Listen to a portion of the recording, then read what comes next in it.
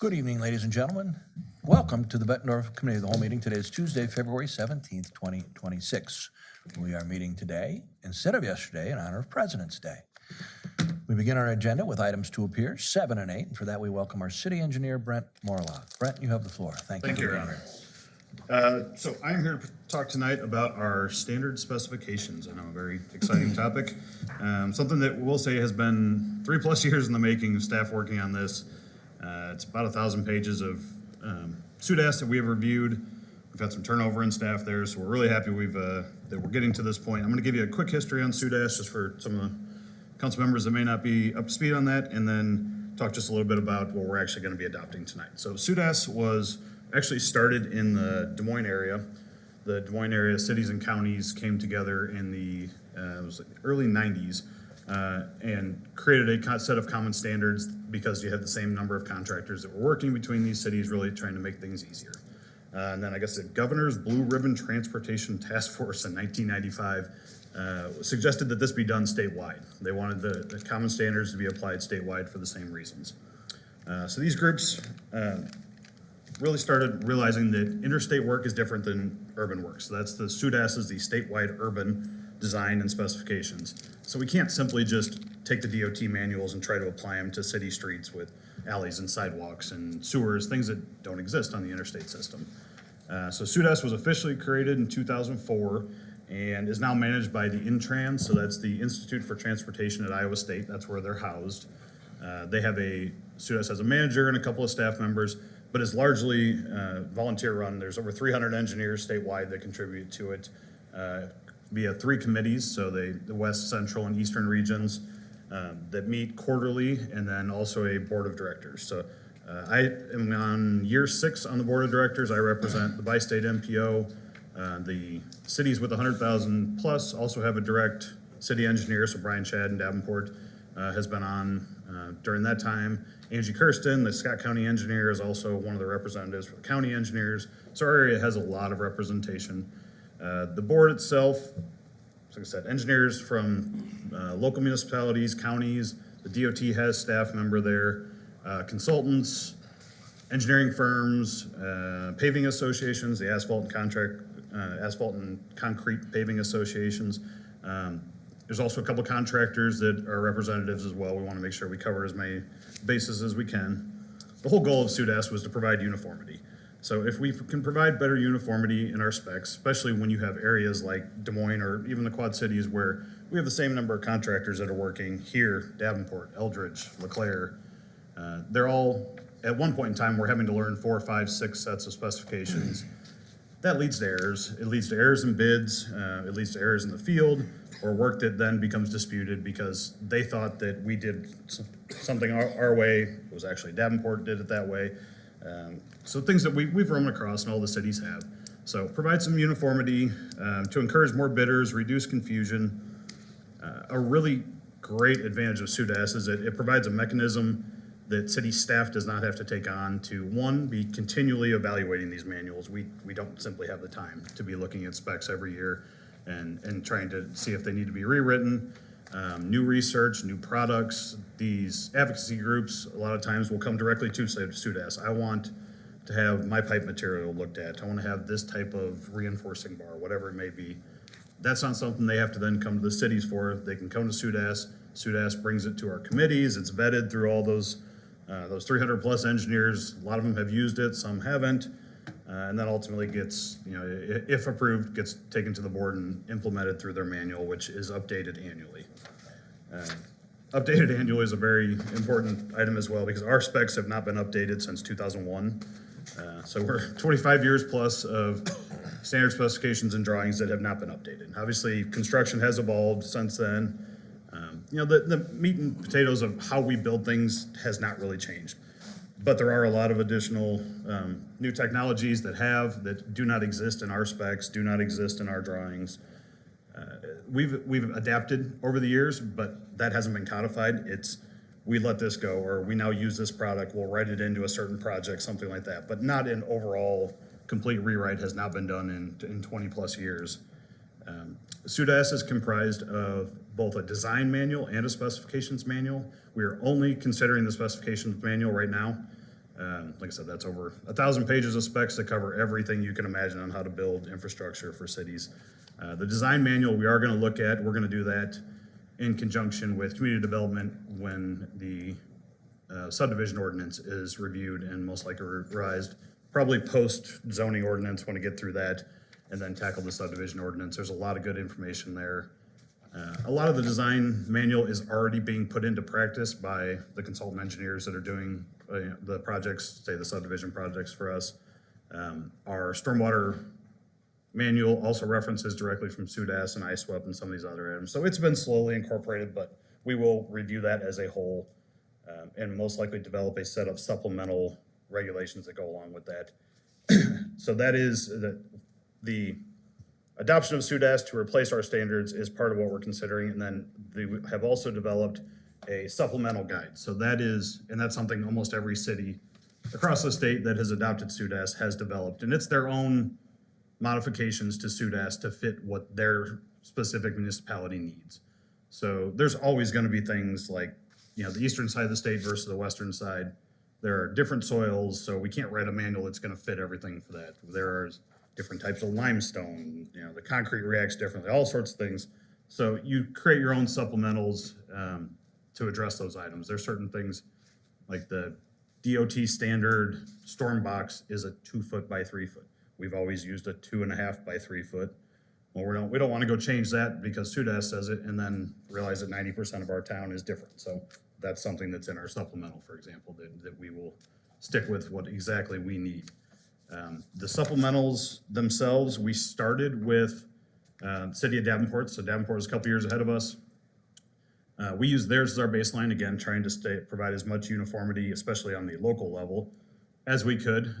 There are certain things that we always did the same as them. We left that in. There's some things that they do differently we took out, and there's some things we added in. But to that point, SUDAS, as I said, does not vary greatly from our existing specs. The amount of additional detail, however, that does exist in it is something that we really are excited about. SUDAS is broken into 3 parts, which is kind of a DOT spec. It tells you what the pay item or item is, what the allowable materials are, and then how you do it, the execution part. And the execution part and the materials really have been expanded versus what we have from 2001. So with that, does anybody have any specific questions? Questions for Brett? Yeah, Brett. Go ahead, Connor. Are there any unintended consequences that you're seeing from this that we can't address with the supplementals? So just like what you used for the example on the sewer storm drains.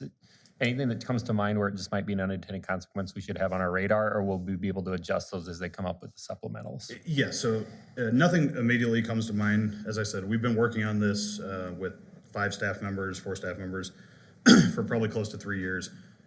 We did send this out to, and I think I mentioned this in the council letter, we sent this out to all the local engineering firms, contractors, some of the developers.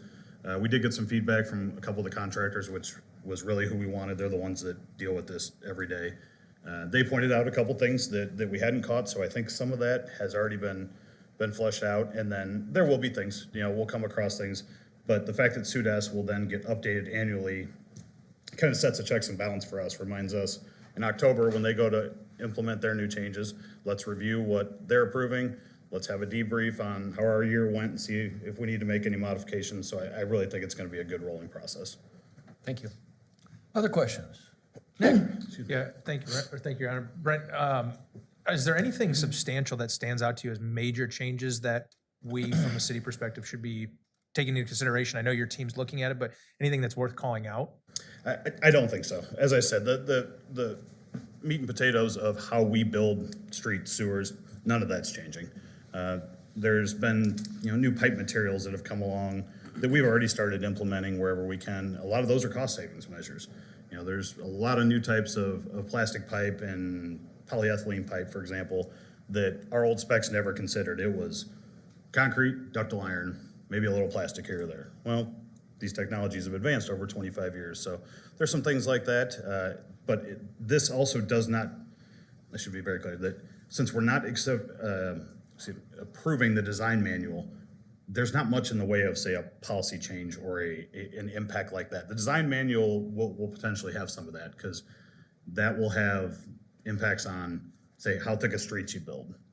We'll do modifications to make that the same as we currently have, but it's that kind of item that would be in the design manual versus the spec manual that tells you how to build a trench or how to construct a form for a concrete pavement. So really nothing that's gonna be any different than what we really are doing. Very good, thank you.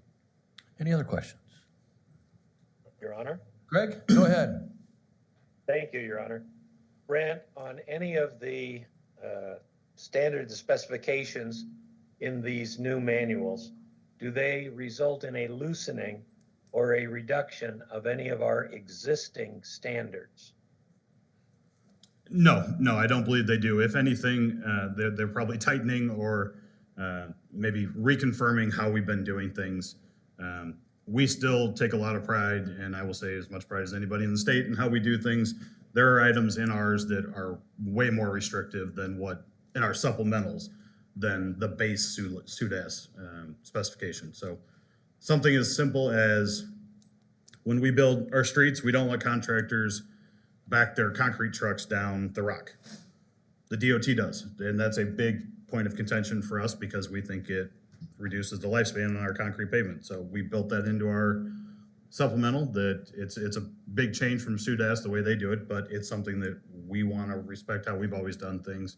So if anything, no, they are just potentially more restrictive in some ways than the base standard of SUDAS.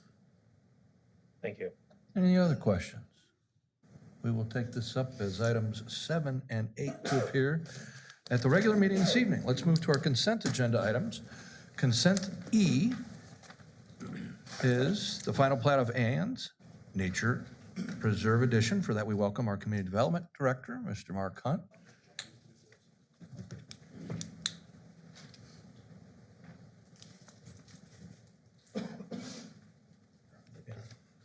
Taylor's the one who did all the work, so Taylor's coming up to talk to us too. Is that how this goes?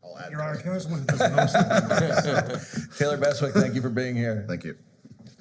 Your Honor, just 1 second as I grab the screen and get things going here.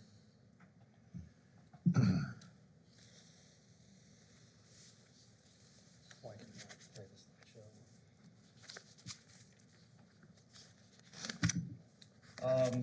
Your Honor, Council Case 25042 FP for final plat is Ann's Nature Preserve Edition. Just a few slides to go through for you here. And I'm gonna ask Taylor to jump in on some of the details. If you have questions, he'll be available as well. The applicant is the city of Bettendorf and Ann Schroeder together.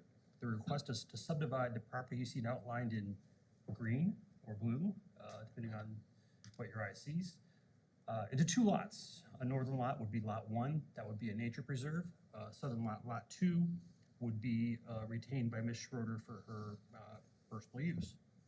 There are some use restrictions per a donation agreement for lot 1 on the nature preserve. Those are in your packet, but plainly they just mean it is simply a nature preserve. It's not an active park. It's not a place where you'll have swing sets and jungle gyms. It is a nature preserve. There are some specifications for trees and different plantings, but that's it. No concrete of any consequence.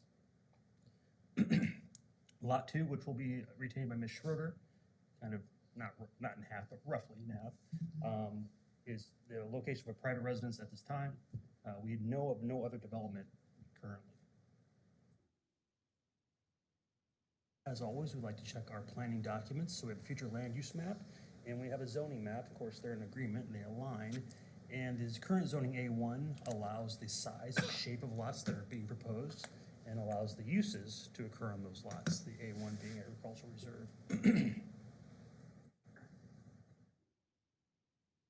Give you a little bit of a zoom in here in a second. So the larger of the 2 lots is lot 1, that's at the top. That's Ann's Nature Preserve. That's 13 some acres roughly, and the southern lot is about 10 acres. There are some easements for stormwater and a bike path, recreational trail that will transit the nature preserve lots. I would point out that just to the west is City Park, and just to the north is another nature preserve. So it has a lot of kind of combining or similar development around it, if you will. We did over time kind of migrate this line, this property line, to the north to appease some input we had from neighbors. and really to keep that creekway onto private property. The neighbors thought that might help with trespassing, because people may get in the creek and fish or creek stomp or canoe or whatever kids do and follow that creekway. So we thought, in consultation with the neighbors, keeping that on the private side might be better. So we did make that adjustment as we worked through the donation. We may note that Chad Miller's in the audience. Chad, thanks for being here. He's one of the neighbors, and we received emails, and you guys have corresponded with him quite a bit, met with him, and he was at P&Z, so one of the neighbors that had some of those suggestions.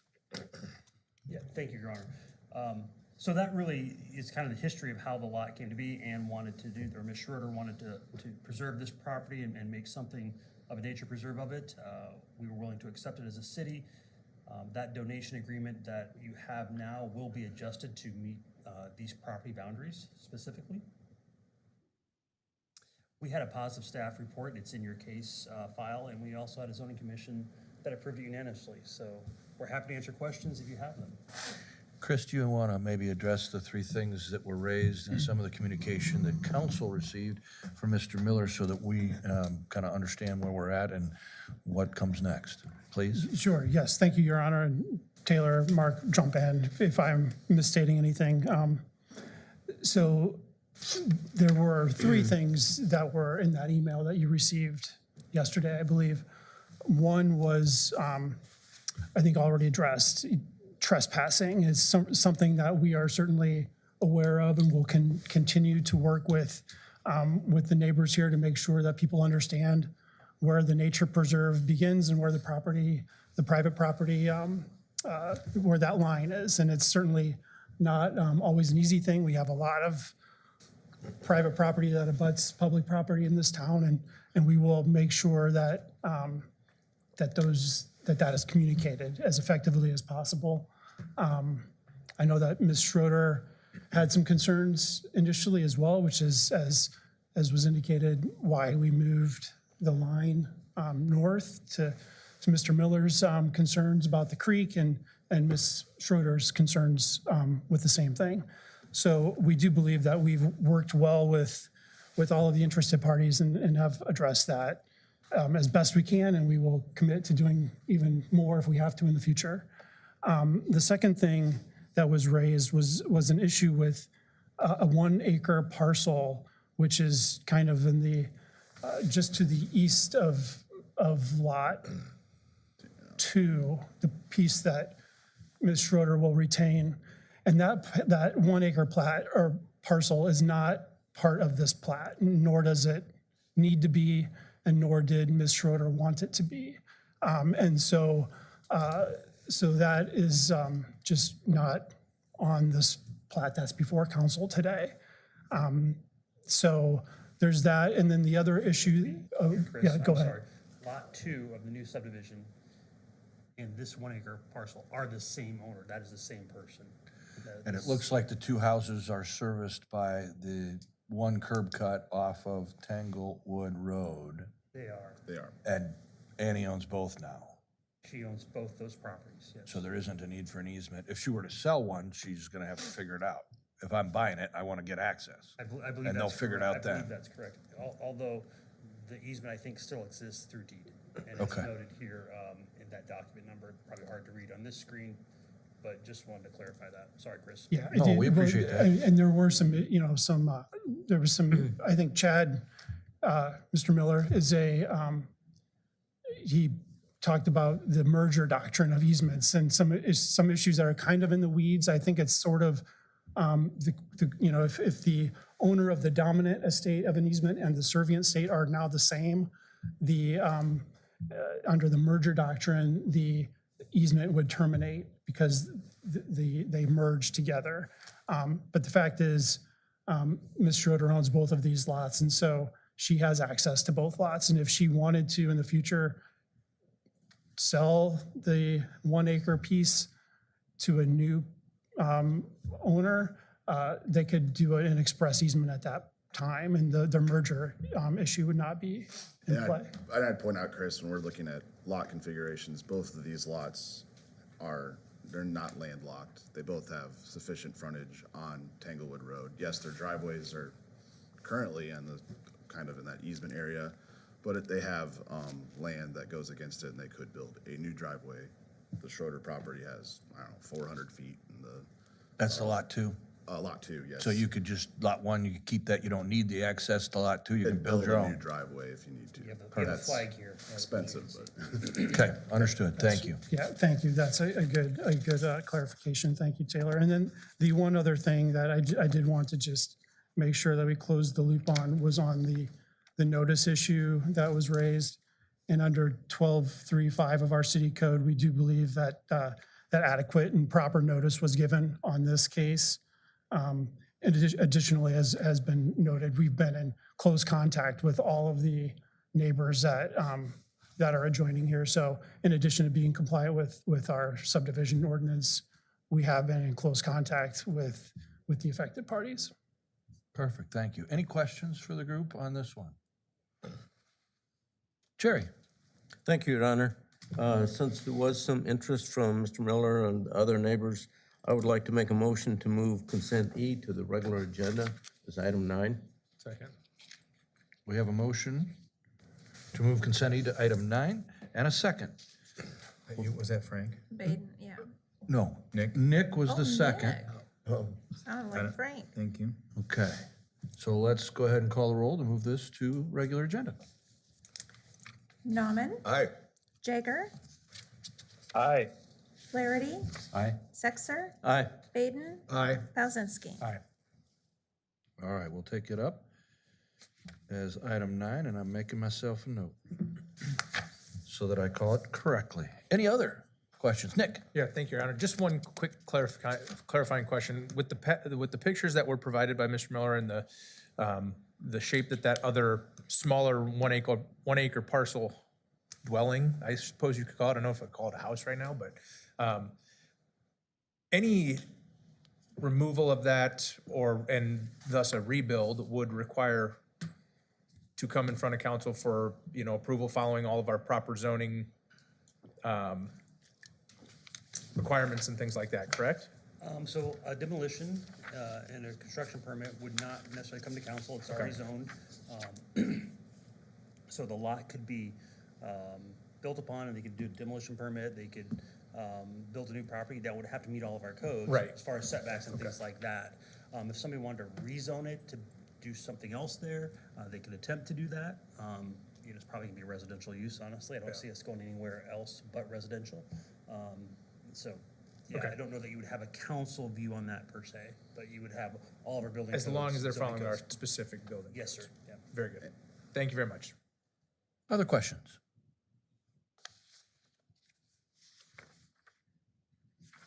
All right, let's entertain a motion that this we've moved it to item 9. Let's move forward to consent H. This is a facility use agreement with Bettendorf PV Youth Baseball. For this, we welcome our Director of Parks and Recreation, John Burns. John? And Jeff did a lot of work on this too. And Jeff did a lot of work on this too, I've been told. Thank you, Assistant City Administrator Jeff Ryder. Please remain seated. At ease, Your Honor. Thank you, Your Honor. Thank you, Council, for letting me discuss this today with you all. This is a facility use agreement with Bettendorf Pleasant Valley Baseball and Softball. I believe this is actually a relationship that goes back about 50 years at this point in this city. So I want to commend, there's a couple folks from BPV who are on the YouTube call tonight, and they've been excellent. There's been some change in their leadership in that organization, and they've been fantastic to really take a look at everything with open eyes and be very willing to work with the new parks director coming in and trying to right size some stuff. So what's different in this rental agreement this year? Number one, we have increased the pricing to get a lot closer to what market rate is for field rentals, but crucially, we wanted to protect the mission of BPV. There's a world that exists for travel baseball, and we have that here in the city of Bettendorf. And what BPV provides to our community, where they provide scholarships, they don't turn kids away, there really is a place for that. So this protects that mission as well. We're also dialing in on field times that are actually being used and not really just holding times open. So, for example, their previous agreements had around 10,000 hours of usage called out.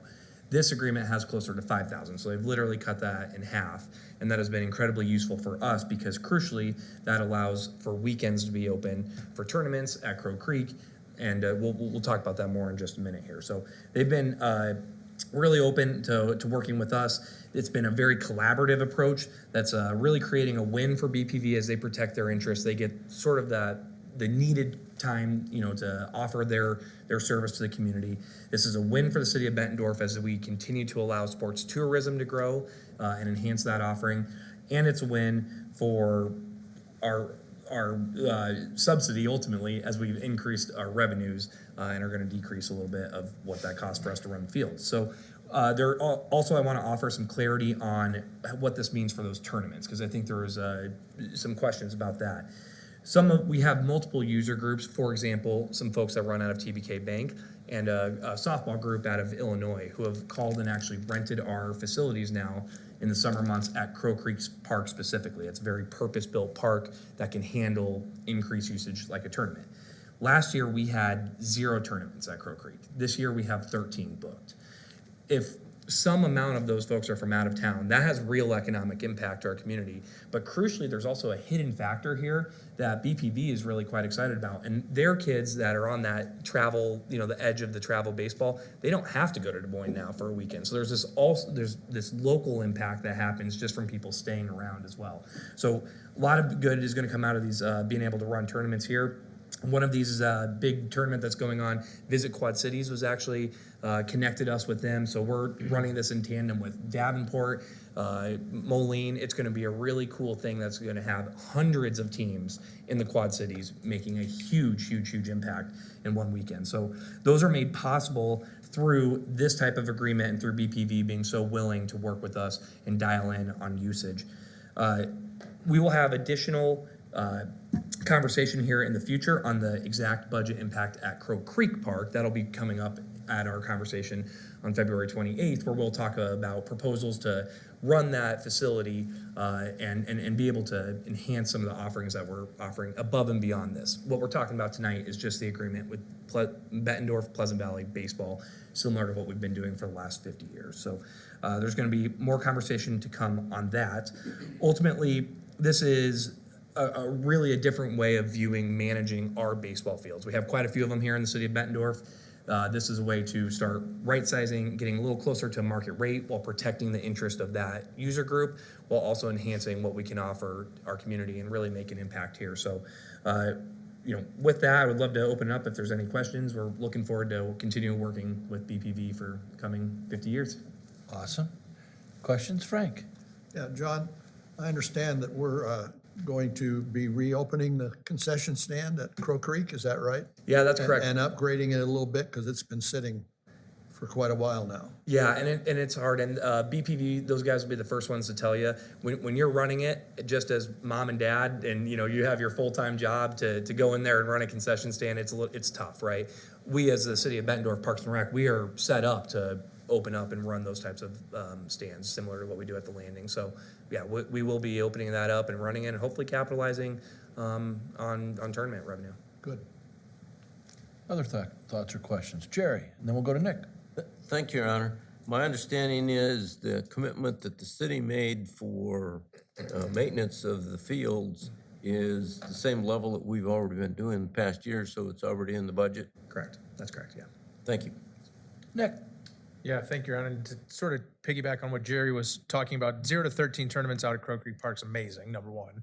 But real concern about our ability to support the trash removal, the upkeep outside of just the field maintenance itself, but also focused on how are we going to support, the other things that sort of the ancillary things that go along with running that level of tournament now that we go from 0 to 13.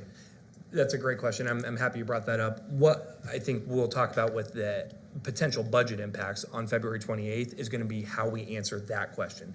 I've been lucky to work with Director Schmidt in Public Works, and we're going to work together to come up with a staffing structure that makes sense within the revenue that we're going to increase. So the whole goal of this is to have a net neutral or even net positive impact to our budget, and we're building that in a way to our fee structure in a way to make sure that happens. So to answer that question, we are going to need staff, right? Somebody's going to have to be there to pick up the trash that comes with having hundreds of people, around the park, especially a public park that's still open for other reasons. So on February 28th, we have a whole proposal I think we're going to get into that in budget a little further at that time. And Brian's been an immense help for how to attack that and make sure our parks are looking great come Monday morning. Are you sure it wasn't Brian that's been an immense help? I mean, we've heard Brian. No, Brian's Oh, not. okay. Yeah. It was Jeff. Director Schmidt, I'm sorry. It's always all Jeff. Any other questions? Your Honor. Greg, go right ahead. Thank you, Your Honor. A couple of weeks back, we received an email from a citizen concerned about the affordability for participants in youth-based baseball programs. Do we have any city-run programs? And if so, what do we charge for participation? And do we have any knowledge of what these entities charge for participation in their leagues? Yeah, that is a great question. And so we do, as the city of Bettendorf, provide our own services. Coach pitch T-ball, for example, is really our niche. Typically, that's what cities will offer at a high level is the younger kids, the younger age groups. And as they get older and want to get into different sports, that's where kids oftentimes will look at clubs and different organizations. We are depending on the program, our cost is about anywhere between $60 to $80. Kind of depends on the program, how long it runs, if it is it T-ball, is it coach pitch. There's a lot of factors that go into that. I know BPV, I asked them today if they've raised their registration fee. They raised theirs $10, which is their second price increase in the last 4 years. They are in a very, very, very affordable group. They're a nonprofit, and we find it crucial to protect their mission. Again, there is a place for travel baseball. I think we see the benefit TBK Bank Sportsplex brings to our community. And what we're talking about today will have nothing to do with the affordability of those accessible programs, which we offer currently and will continue to offer. In fact, supporting BPV is the best way to support another community organization that helps with that mission. Jeff, help correct me if I'm wrong, but typically those who played baseball like me, not your sons, went through coach pitch and T-ball and then into the BPV, which is basically a program that used city fields, but was at a city type cost. It wasn't, you're not paying for uniforms. You're getting on a team where a K&K sponsors the uniforms. You're just paying to be able to get some balls and old bats so that you have an opportunity to play the game of baseball. Yeah, thank you, Your Honor. That's exactly right. I would say that that's even evolved, even in the BPV or the recreational space. Every team is equipped with a gunny sack full of equipment, the catcher's gear, the bats, et cetera. But we have seen over the last few years as well, that has all changed as well. The coach gets that equipment, the kids don't use it. They all have their own helmet, their own bats. Very seldom do you see a young person using the equipment that's provided by BPV, but it is always given just in case there is someone that needs it. I will just really quickly add, when John was approached, he was approached by the clubs and the private sector to facilitate tournaments. And the first and foremost thing we did was sit down and say that what's paramount to us is making sure that BPV's needs are met. BPV, our incumbent club, which goes back some 30 years now, the Barnstormers, and JP Sports, who's a big tournament provider in our community, all sat at the same table right across the hall here.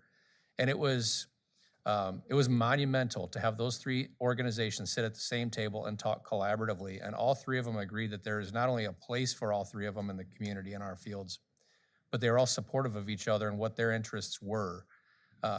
BPV can cultivate new talent for the Barnstormers. Barnstormers can cultivate a potential feeder system and a support group for those BPV kids. And then JP Sports actually suggested that they can also provide some supplemental resources to BPV if there are any costs that become cumbersome. But as John stated, a $10 increase in fee. We're talking, I believe, going from 110 to 120. That includes the kid's hat and shirt, and then their fees for the umpires and the insurance and everything for the season. So if there are any hardships, BPV also provides that monetary support for young people that take part in their program. It's that recreational outlet.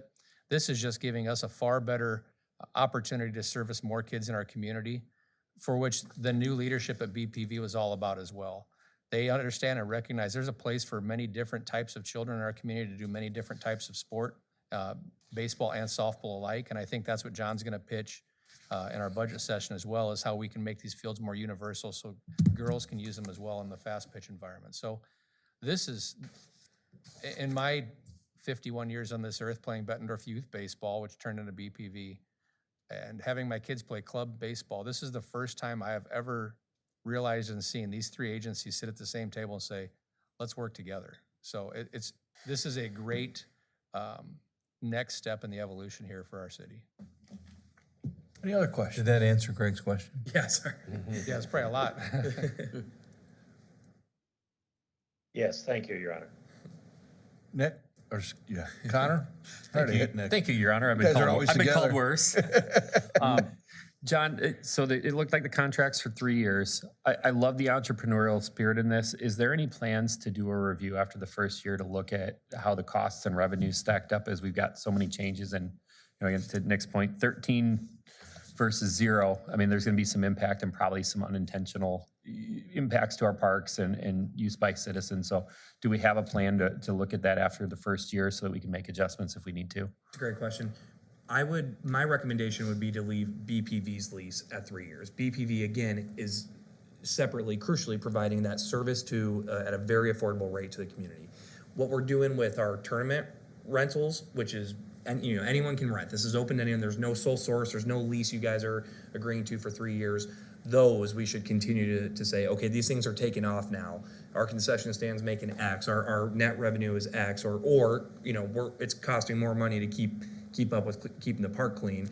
We need to look at increasing that. So BPV, I would recommend at the level Lisa will vote on tonight. And crucially, as we look forward, we should continue to constantly update what we're doing for our especially the private sector groups that are renting frequently. Okay, thank you. Your Honor, one other thing, if I could. I think the city council is going to be pleasantly surprised by the end result of this on the maintenance side as well. And again, I'll speak from years past, but once BBV would start their season, which was typically around April 1st, and then they would take over use of the fields until the end of the summer, they were a heavy user. They would come, they would dig at the holes in the ruts at the pitcher's mound at home plate. They did not chalk the fields. That was incumbent upon the parks maintenance staff to do. They didn't really pick up trash. Things of the like, those were just an expectation that BBV had that the city's park maintenance staff was going to provide. The club teams here locally and also JP Sports, they teach a higher level of, I shouldn't say it that way, but there's a higher level of respect for the entire game that is offered. So their kids, their coaches, they teach the respect for the field and the facilities as well. And you're gonna find a lot of them filling holes. You're gonna find a lot of them picking up trash in the dugouts. You're gonna find a high level of maintenance because of the respect they try to show to these children to maintain their fields that they play on as well. So I think organically, you're gonna see a higher level of maintenance come from the users of these fields than I think we've seen before. Yeah, and I do want to clarify because it's a great point. The new blood in at BPV, they are, I would also assure you, are so positively working with us. They would make sure that, I think maintenance is going to be in a much better position, not only from the private sector, but this group with BPV, truly a great community partner. So we've loved working with them so far. All right, let's entertain a motion that this remain on tonight's regular agenda as a consent item H. So moved. Second. All those in favor? Aye. Any opposed? We'll take it up as consent H. Let's take a look at the remaining consent agenda items. Is there any particular consent agenda item a council member would like to discuss at this time?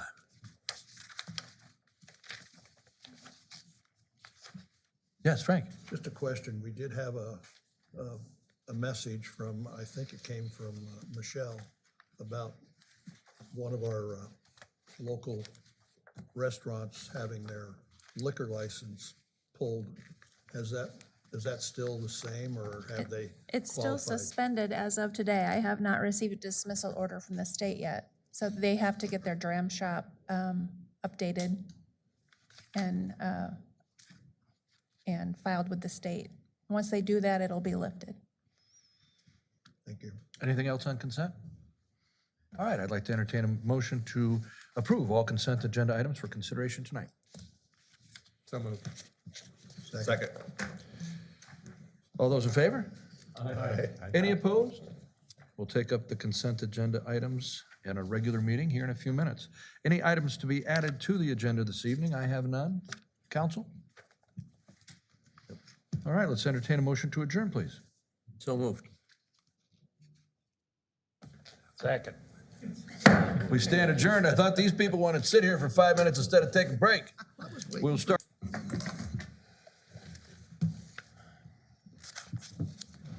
Good evening, ladies and gentlemen. Welcome to the City of Bettendorf. Regular meeting for Tuesday, February 17th, 2026 at 7 o'clock p.m. Michelle, would you please call the roll? Nauman, Here. Jaeger, Here. Brown, Flaherty, Here. Sexer, Here. Baden, Here. Palzinski. Here. Thank you all for joining us. Now, if you could all please rise, remove any caps or headdresses you may have, and join us in the Pledge of Allegiance. Please remain standing for the invocation given by Bettendorf Police Chaplain and Pastor of Hope Baptist Church, Pastor Mark Cannon, following the Pledge of Allegiance. I pledge allegiance to the flag of the United States of America and to the republic for which it stands, one nation, under God, indivisible, with liberty and justice for all. Pastor Mark, please. Let's bow our heads in prayer. Father, I thank you for this city. I thank you for the privilege and the blessing that it is to be here and be part of it. And Father, as we come before you tonight, thankful for these that have their dedication, for their service to this city. And I thank you for their vision. And Father, I pray tonight as we commence with this council meeting, that you would give them wisdom in their vision. And I pray that you would guide them, help these that make the decisions for our city to be good stewards of the resources and of the position that you have placed them in. I pray you would guide in the proceedings tonight, and that in all things we would know that your hand is guiding, and we pray these things in thy name. Amen. Amen. Amen. Thank you, Pastor Mark. Always a pleasure to see you, my friend. All right, we've reached public requests of council. If there's somebody in the audience who wishes to be heard on a particular item not on tonight's agenda for public hearing, there's only one, that's standards and specs adopted. You may do so by approaching the podium in the back. Please limit your comments to a couple of minutes. Try not to be repetitive.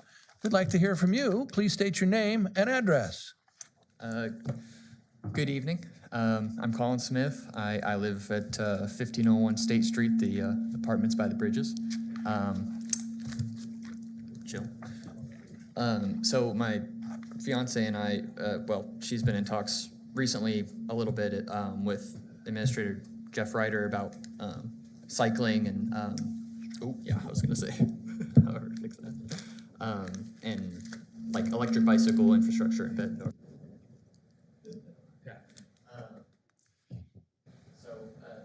Anyway, gave our attention through Jeff that there's a bill floating around in the state legislature, House Bill 637, that could change the way cyclists and bicycles and e-bikes and the such can or where they're able to travel as far as streets of a certain speed limit, this and that. I guess basically we just wanted to ask the city to keep an eye on that and pressure maybe wherever it's possible to at least make sure that sort of legislation goes in a way that's beneficial for, cyclists in the area and across the state. I mean, as a, bicycle friendly community, it just, we're hoping that that's something we can hopefully, have, I don't know, pressure in a sort of positive way. I was going to say, if such legislation does go through, that could, like I say, restrict where cyclists are able to ride to either, bicycle lane specifically, shared use paths, such and such. Hopefully, the city will use that as an opportunity to expand that infrastructure, because I mean it's sorely needed, throughout throughout the state, throughout the country, just, you know, more options for more people. So I guess that was about the extent of what I had, so. Thank you, Colin. Rest assured that Assistant City Administrator Jeff Ryder, City Administrator Decker Plain, and I, as well as other staff members and department heads, are watching what comes down the pike. We have somebody in Des Moines watching that for us, and we have really good relationships with those who represent us in Des Moines, including Gary Moore, Scott Webster, and Mike Vondran, who represent this area specifically. So we were up last week on a lobbying trip, and we have their cell phone numbers, sir. Thank you for bringing that to our attention, and we'll continue to work on your behalf. Thank you very much. Thank you, sir. Anybody else wish to be heard on public requests of council?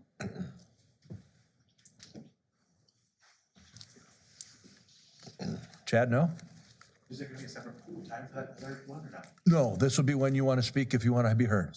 No, you're fine. I didn't know if this was separate. That's okay. That's why I wanted to make sure. I knew you came down here to talk to us. I wanted to hear from you. Thank you, Chad.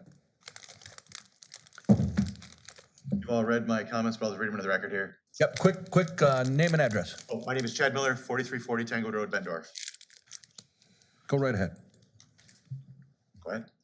We already did that. I hope you've had a chance to read the long version of my comments in the packet, but here's a short summary. I want to make sure that you know I fully support annexation from the recreation trail to the north. But any of the land to the south of the recreation trail in the south, I oppose. There's a map that is in page 128 of 200 in the packet for the details on it. It's like a funny shaped thing. I don't think you understand how people coming from the park that's directly to the west of this parcel, what's their stopping point? They're not going to private property. And the same thing coming off the trail. Anybody that comes off the trail, they're gonna walk 10 feet sometimes they're gonna walk 15 feet. There's just not a very good line out in nature, and signs don't work.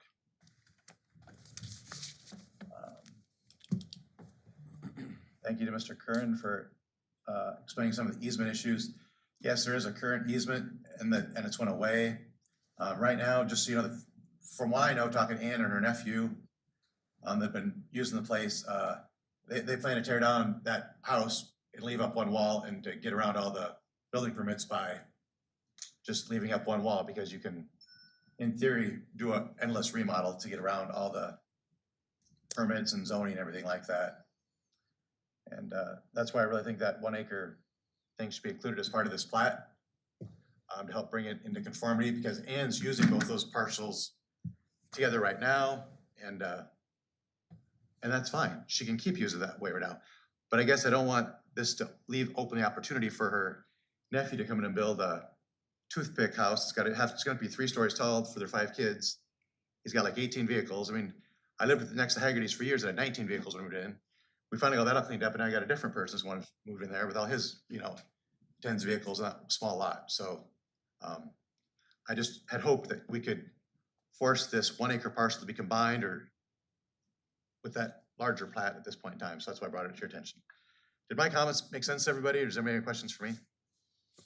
This is an opportunity for you to be heard, and I think it all makes sense because we chatted about it here at Committee of the Whole when you heard that, and I think your email was easily understandable. You were very thorough, so we appreciate that. Anybody else wish to be heard on public requests of council? All right, let's close public requests of council. Let's move to the next item on the agenda, which is the receipt of bids this morning. I don't want to spoil it for you, but I got a happy text.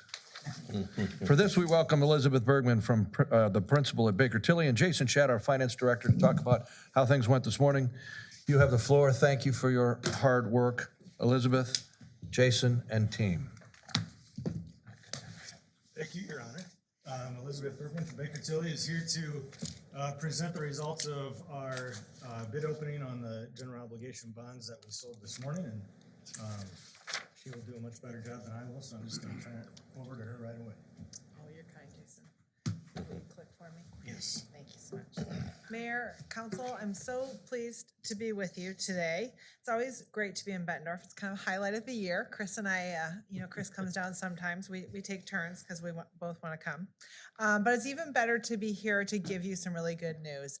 I know this council is very invested in reducing the debt burden of the city, and today you really made some strides on that front. So while issuing bonds, oddly enough. The two kind of went together here.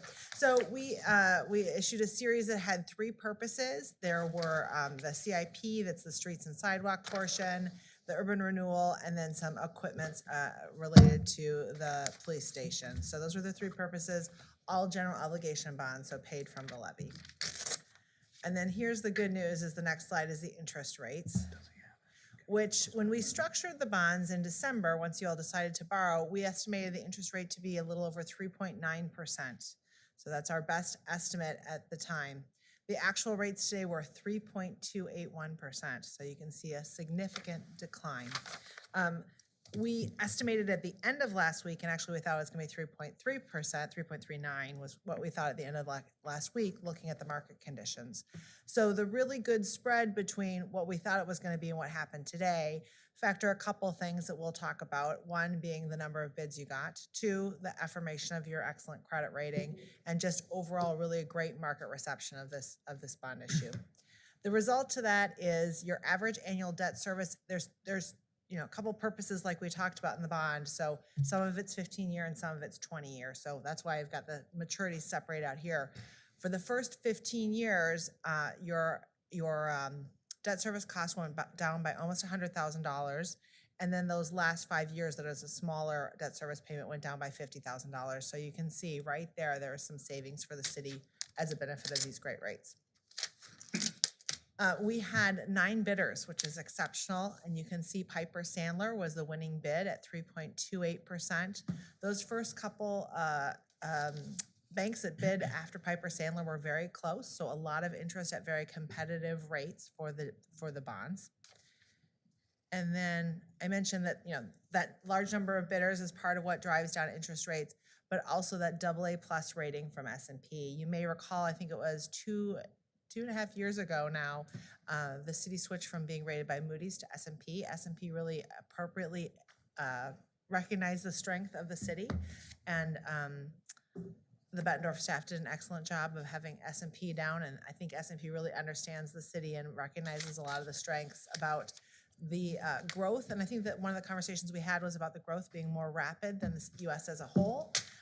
Excellent policies, healthy reserves, strong finances.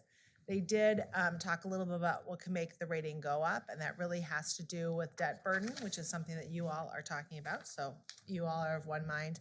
And then they did talk about what could make the rating go down, but the rating analysts did not really indicate that there's anything that's moving you all in that direction. And my recommendation is that you award the bonds to Piper Sandler at that rate of 3.281%. Happy to take any questions. Any questions for Elizabeth or Jason? I think Jason should wipe the smile off his face, Your Honor. It's a good President's Day tradition that we started here with the bond sale immediately following on Tuesday. So. And one of the comments, if you don't mind, Your Honor. Go right ahead. One of the comments in the rating call that I thought was very important was that S&P recognized the continuity both of the staff and the council in the stability that they felt was that the council had a great grasp of what's happening. They particularly felt that the conversations that we had engendered around debt, they were paying close attention to that, and they felt the council was acting very prudently in that regard, and they were very pleased, I think, a little bit afraid of what's going on at the state level and what that might do to us, but they felt overall the stability that we have could weather that storm if there is one. Oh, there's going to be a storm. Yeah, I believe you're correct. But I really was pleased with the language that we heard from the rating committee about the continuity and stability of the organization, which includes the council very much. So I think it was very important. Thank you for that. Anything else? Again, Elizabeth, Jason, and team, thank you very much for your hard work. We appreciate the good news. Thanks for coming to see us. Thank you. Congratulations. Welcome back. Okay, let's move to the resolution. Councilmember Nauman, please. Thank you, Your Honor. I do have a resolution determining the bid from Piper Sandler and Company of Minneapolis, Minnesota to be the best and most favorable bid received and the General Obligation Bond Series 2026A be awarded at a final par amount as adjusted in the amount of $19,745,000 at a true interest rate of 3.2872% and a total purchase price as adjusted in the amount of $22,051,268.74. I move approval of the resolution. Second. Second. Any discussion? Okay, Michelle, please call the roll. Flaherty, Aye. Sexer, Aye. Baden, Aye. Pelzinski, Aye. Nauman, Aye. Jaeger. Aye. All right, we have unanimously passed our resolution directing the sale of those bonds.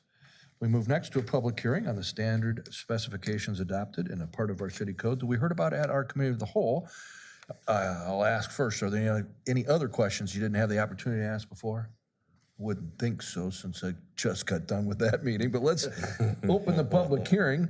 Michelle, did we publish notice of this public hearing? Yes, we did, Your Honor, and I do have affidavit of publication. Did we receive any written correspondence with regard to the same? No, we did not. Let's open the public hearing with regard to amending our city code standard specifications adopted. Anybody here wish to be heard on this item?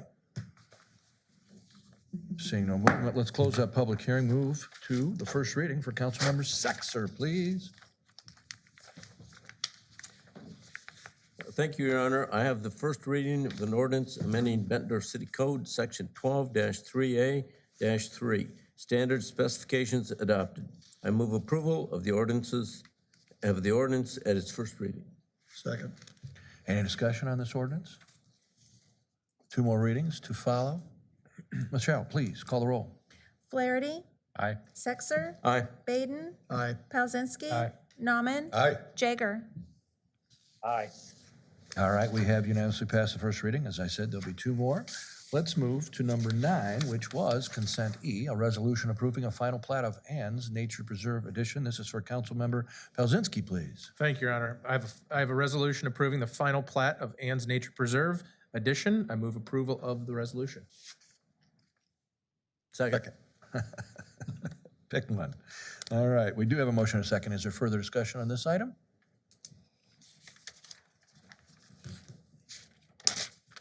Okay, Michelle, please call the roll. Flaherty, Aye. Sexer, Aye. Baden, Aye. Pelzinski, Aye. Nauman, Aye. Jaeger. Aye. All right, we have approved the resolution for the final plat of Ann's Nature Preserve Edition. Let's move to the consent agenda. We had an opportunity at Committee of the Whole to talk about any items here. Got that out of the way. I'd like to entertain a motion to approve the consent agenda at this time. So moved. We have a motion and a second. Any discussion on the consent agenda? All right, hearing none. Michelle, please call the roll. Flaherty, Aye. Sexer, Aye. Baden, Aye. Pelzinski, Aye. Nauman, Aye. Jaeger. Aye. All right, we have unanimously approved each and every item on the consent agenda. I'd like to entertain a motion to adjourn at this time. So moved. Second. We stand adjourned. Good work, people.